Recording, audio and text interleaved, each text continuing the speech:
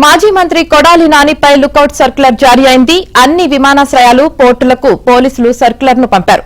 కొడాలి నానిపై ఇప్పటికే పలు కేసులున్నాయి. దీంతో ఆయన దేశం విడిచి వెళ్లకుండా లుకౌట్ నోటీసులు జారీ చేశారు.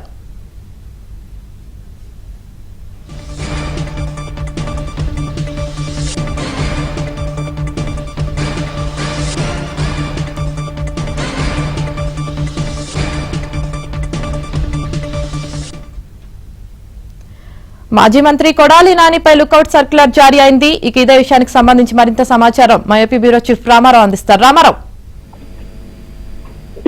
మాజీ మంత్రి కొడాలి నానిపై రాష్ట్ర పోలీసులు లుకౌట్ సర్క్యులర్ జారీ చేశారు. ఆయనపై ఉన్న పలు కేసులతో పాటు ఇటీవల కాలంలో నమోదైన కొన్ని కొత్త కేసులకు సంబంధించి కూడా ఈ లుకౌట్ సర్క్యులర్ జారీ చేశారు. మొత్తంగా కొడాలి నానికి ఆయనకి గుండె సంబంధ శస్త్రచికిత్స ఇటీవల ముంబైలోని ఏషియన్ హార్ట్ ఇన్స్టిట్యూట్ లో జరిగింది. అయితే ఆ శస్త్రచికిత్స తర్వాత ఆయన హైదరాబాద్ వచ్చినప్పటికీ ఇటీవల అమెరికా వెళ్లాలని నిర్ణయించుకున్నట్టు పత్రికల్లో వార్తలు వచ్చాయి. ఈ నేపథ్యంలోనే ఆయనపై లుకౌట్ సర్క్యులర్ జారీ చేయాలని పోలీసులు నిర్ణయానికి వచ్చారు. దీనిపై కొంతమంది తెలుగుదేశం పార్టీ నేతలు కూడా కొడాలి నాని విదేశాలకు పారిపోయే ప్రమాణం అవుతుందని, అందువల్ల ఆయనపై ఉన్న కేసుల దృష్ట్యా ఎల్ఓసి జారీ చేయాలని చెప్పి పోలీసులకు విజ్ఞప్తి చేశారు.